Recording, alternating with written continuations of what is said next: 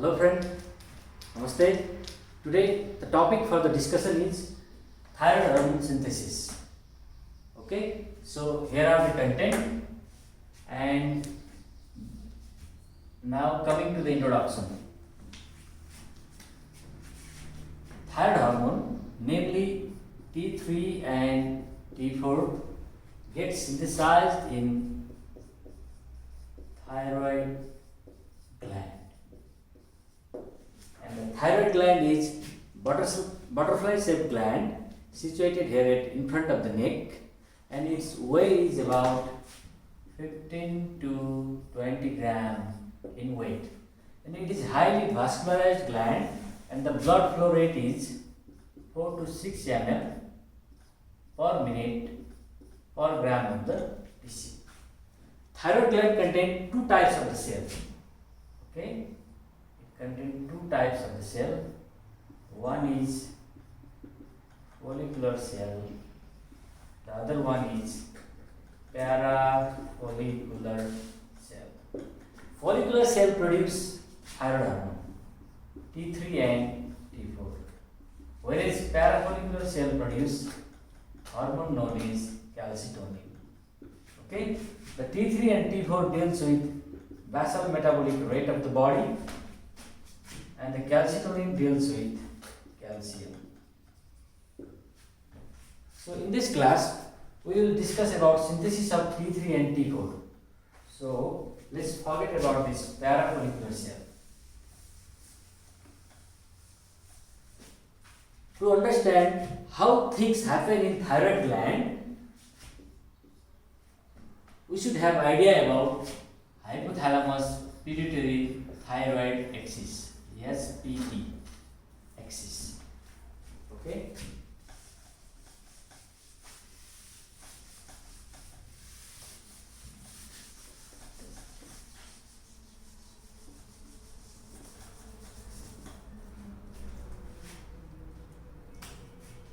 So as I already told that thyroid gland is butterfly shape. Suppose this is thyroid gland. Now let's talk about this hypothalamus pituitary thyroid axis. What happens is that from hypothalamus TRS get released. TRS, and it comes and act upon pituitary gland, and from pituitary TSH gets secreted. Okay, and the TSH now comes to the blood and it acts upon thyroid gland, and finally from thyroid gland T3 and T4 get secreted in blood. Okay, and when enough amount of thyroid hormones are present in blood, they will give negative feedback to the higher center, to the pituitary and to the hypothalamus. To the pituitary there is a major feedback, major feedback, and to the hypothalamus there will be minor negative feedback but minor. Right? In this way, thyroid hormone synthesis is controlled at different stage. Okay. Now, as I have told you, from thyroid gland, follicular cells are mainly responsible for synthesis of T3 and T4. Now, let's discuss about this follicular cell.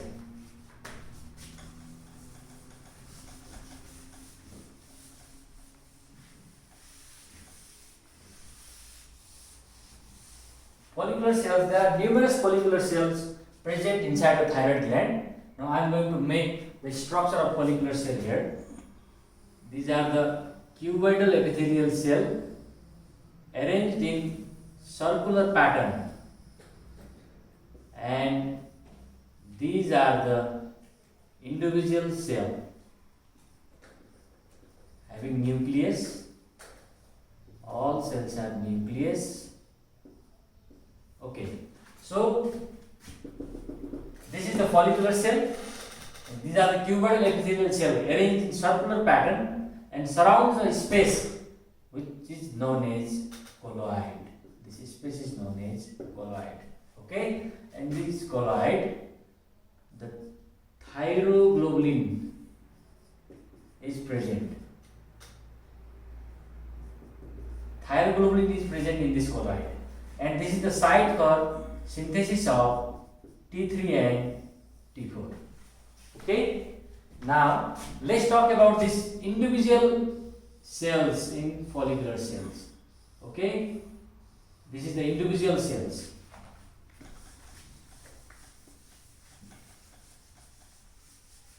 And these are the boundary of cell. This is the basal membrane, this is the apical membrane, and these are the lateral membrane.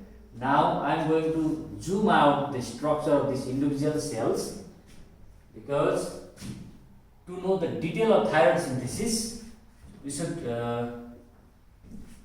draw the detailed structure of individual cell. So here is the structure. This is the basal membrane. This is the lateral membrane. Okay, and this is the apical membrane of this cell.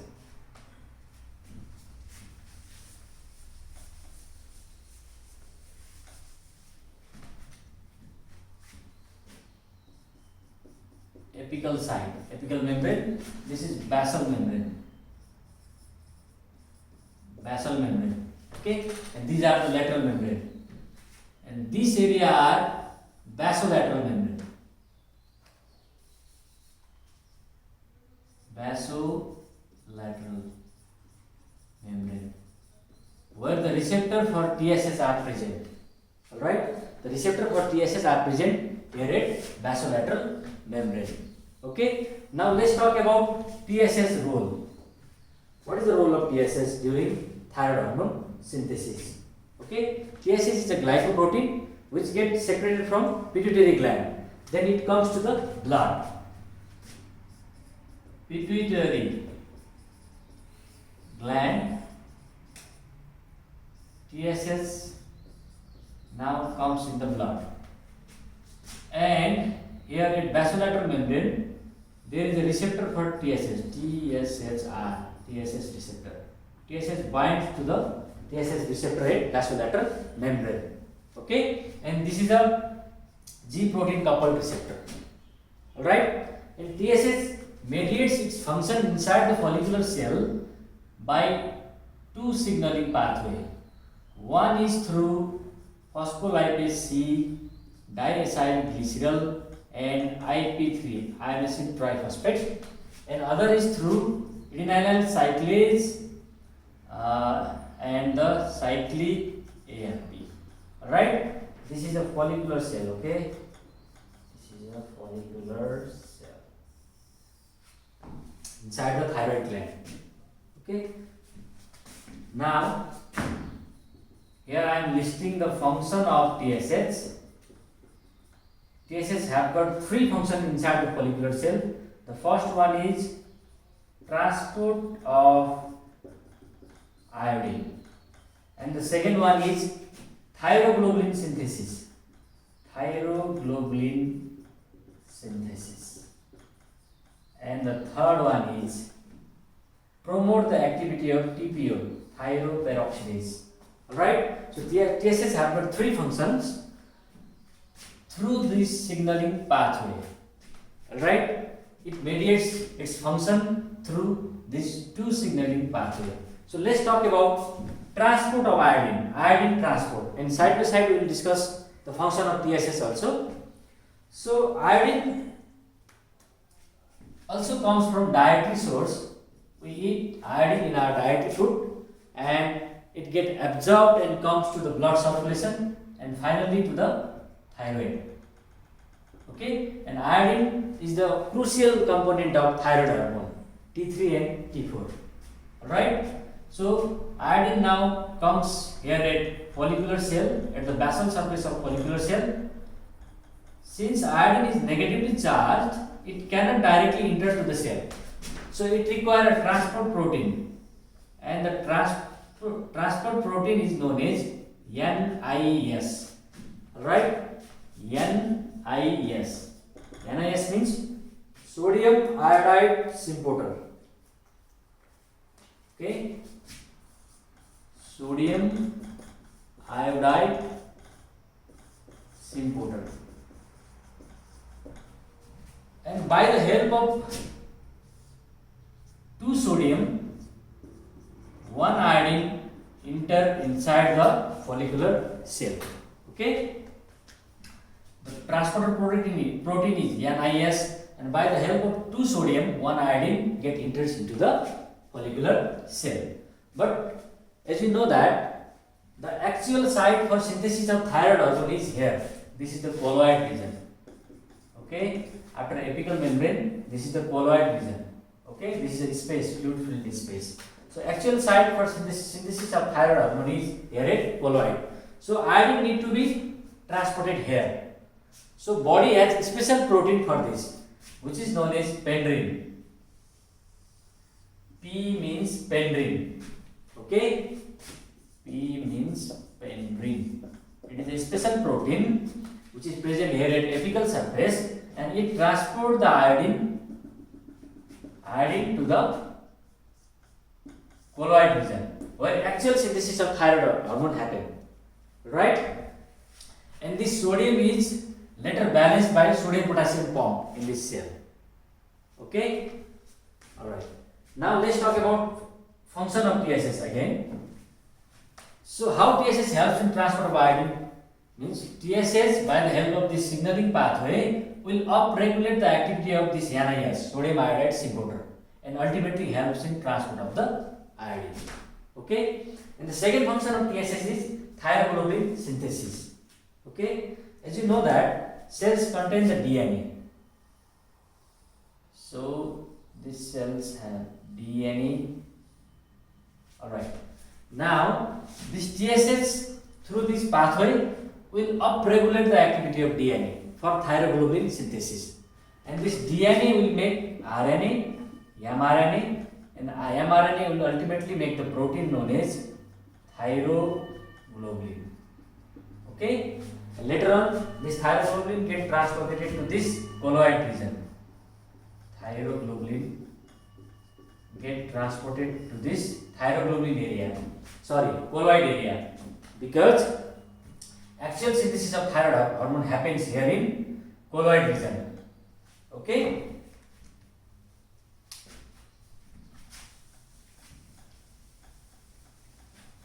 Okay. Now let's talk about thyroglobulin.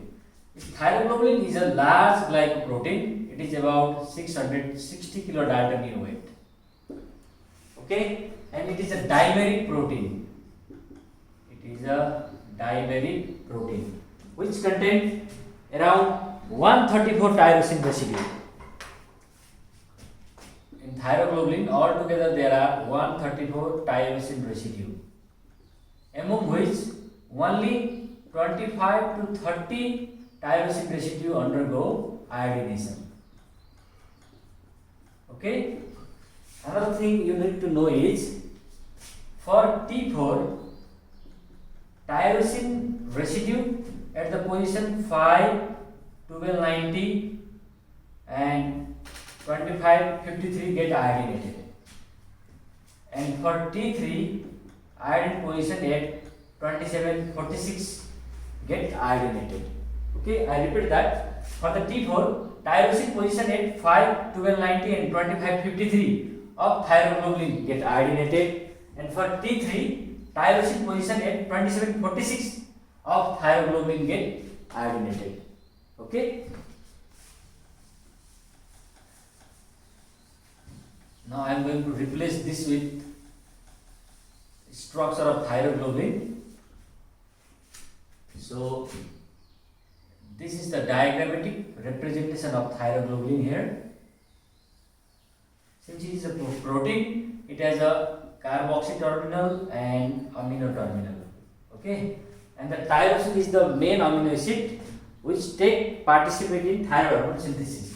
So Here I am representing the tyrosine with the triangle. Suppose this is the tyrosine residue present here. Altogether there are 134 tyrosine. So these are the tyrosine residue in thyroglobulin. Okay. Now coming to the last final function of TSS, that is activation of TPO. TPO is the enzyme which is present at apical surface of follicular cell. This is TPO. The full form of TPO is thyroperoxidase. Thyroperoxidase. And it is most dynamic enzyme because it has got three functions inside the follicular cell. Here I am listing out the function of TPO. The first function is oxidation of iodine. Oxidation of iodine. And the second function is organification. Organification or iodination. Iodination. And the third function is coupling reaction. So altogether it has got three functions in thyroid follicular cell. Okay. Now let's talk about first function of TPO, oxidation of iodine. So why oxidation is necessary? Because the iodine has got negative charge.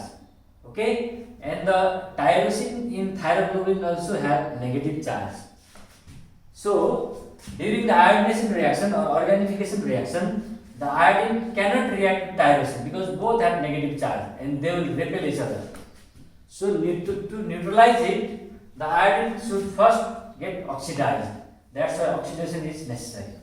And the first function of TPO is oxidation of iodine. So this TPO will oxidize this iodine to I2. Alright?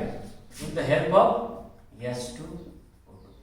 So TPO will oxidize iodine by the help of hydrogen peroxide. Okay? And the source of hydrogen peroxide is enzyme known as diol oxidase and presence of NADPH and calcium. Okay, so diol oxidase in presence of NADPH and calcium, it will generate S2O2. Okay, there are two types of diol oxidase, 1 and 2, and the short form of diol oxidase is DUOX. Okay, now the second function of TPO is organification or iodination. That means now this iodine will attach to the tyrosine. Okay, this step is known as organification of thyroglobulin. Alright.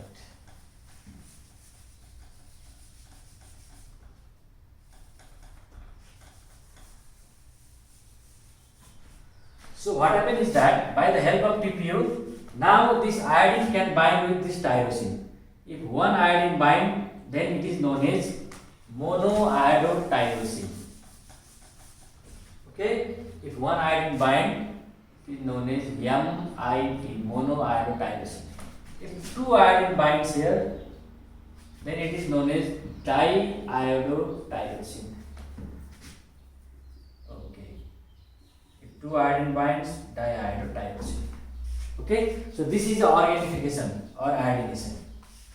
Finally, there is another reaction which is catalyzed by TPO, that is coupling reaction, and it is the final reaction during synthesis of thyroid hormone. Okay, so in coupling reaction, there is a coupling of monoiodotyrosine and diiodotyrosine, or there is a reaction between monoiodotyrosine and diiodotyrosine. Alright, so if monoiodotyrosine reacts with diiodotyrosine, it will form T3. And if diiodotyrosine react with another diiodotyrosine, it will form T4. Okay, mono and di, 2 plus 1 equal to 3, T3. Di and di, 2 plus 2 equal to T4. Okay, and this reaction happens here within thyroglobulin. This one, and this is di plus di, T4. This is mono plus di, T3, and this is T4. Okay, in this way T3 and T4 get synthesized within thyroglobulin. This is the thyroglobulin. Okay, so sometimes question may come, how can this far amino acid can react with each other? For example, this monoiodotyrosine is here and this one is here. So it is possible that both can react is due to the folding structure of thyroglobulin. Okay, so it get folded and the iodotyrosine get proximity to each other. Okay, that's why the distant iodotyrosine can also react with each other to form T3 and T4. Okay. Alright, now the final is release of T3 and T4. Once T3 and T4 get synthesized within Tg, it should be released into the circulation. Okay, so how this is possible? So to release T3 and T4 into the circulation, the thyroglobulin should undergo the process known as endocytosis. Okay, now we will discuss about endocytosis process.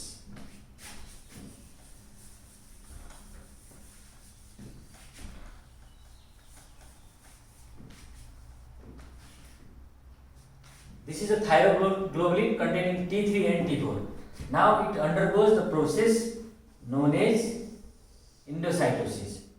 This is the thyroglobulin. Okay, this is Tg, thyroglobulin containing T3 and T4.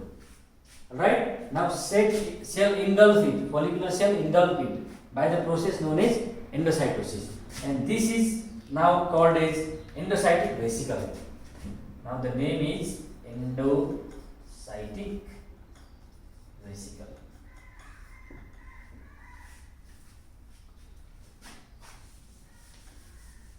And as you know that inside the cell there is a cell organelles known as lysosome, which contain protein digestive enzyme such as protease, cathepsin. Okay, and when the endocytic vesicle come inside the cell, the lysosome get fused with this endocytic vesicle. Okay, now here I am making the fused structure of lysosome and endocytic vesicle. So this is lysosome and this is endocytic vesicle containing thyroglobulin, and within thyroglobulin there are T3 and T4. Alright, so this is the lysosome and this is the endocytic vesicle containing thyroglobulin. Now the enzyme present in lysosome will digest this thyroglobulin and there will be a release of T3 and T4 into the circulation. Now T3 and T4 will come to the blood circulation. Okay, so when Tg is break down into particles, then there is also release of amino acid and monoiodotyrosine, diiodotyrosine. Because here all monoiodotyrosine and diiodotyrosine do not participate in thyroid hormone synthesis. Okay, so when lysosomal enzyme digest them, they get released here, and by the help of enzyme dehalogenase, the iodine get released from this monoiodotyrosine and diiodotyrosine, and this iodine is again reutilized in the process of thyroid hormone synthesis. Okay, these amino acids can also be reused. Alright, and finally the thyroid hormone T3 and T4 comes to the circulation. Okay, another thing I want to state here is in circulation, out of total 100, 80% of T4 get released and 20% T3 get released. Okay, so we know that T4 is present in excess because thyroid hormone synthesis 80% of T4 and only 20% of T3. Okay, so always remember that T4 is present in excess, but T3 is more potent in action. During function, T3 is 4 times more potent than T4. Okay, so T4 is always present in excess, but during function, during action, this T3 is more potent than T4. How much time? 4 times. Right? Now when they comes in circulation, now they binds with the protein.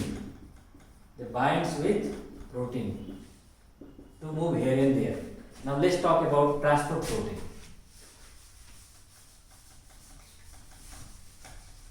There are different transport protein for thyroid hormone. I am going to list them all here.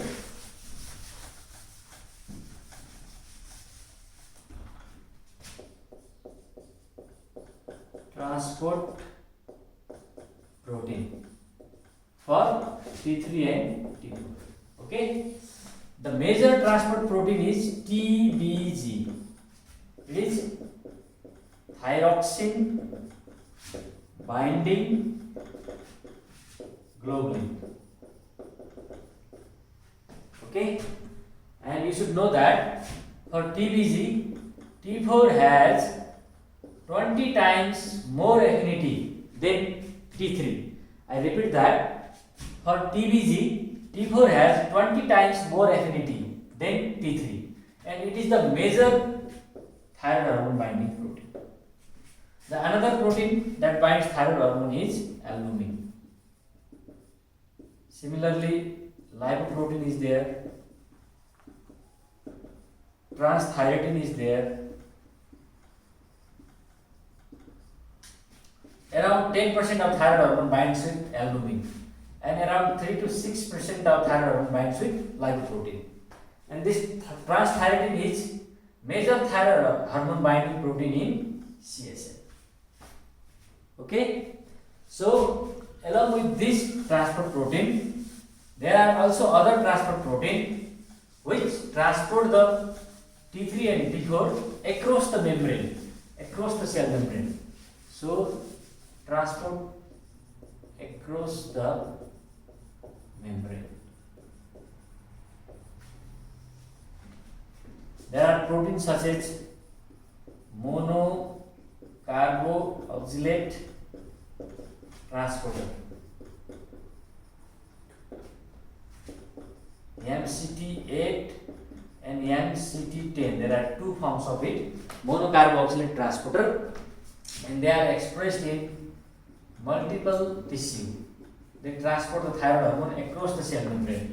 And there is another transporter, OATP1C1, means organic anion transporter polypeptide, and this is expressed in brain tissue. Okay, and other thing you must know is that very few percentage of thyroid hormone are in free form, and the free form are the effective form of thyroid hormone. Okay, very few means out of total 0.03% of total T4 is free T4, and only 0.3% of total T3 is in free form, that is free T3. Okay, and in most of the clinical lab they used to measure free T3 and free T4 because they are the effective form, they are the active form which work inside the cell. Okay, so only out of total only 0.03% of total T4 is in free form and 0.3% of total T3 is in free form. Okay, so friend, finally let's talk about function of T3 and T4. Alright, these are very important hormones for our body. So let's talk about function of T3 and T4, or function of thyroid hormone. Okay, first you should know they are ubiquitous in function. That means they act in each and every cell of our body. Alright.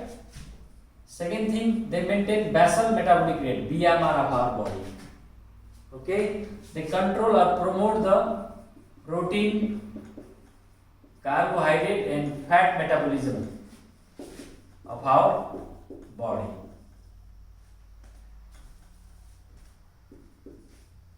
The another one is they promote the bone growth. Another very important function is central nervous system maturation during fetal life.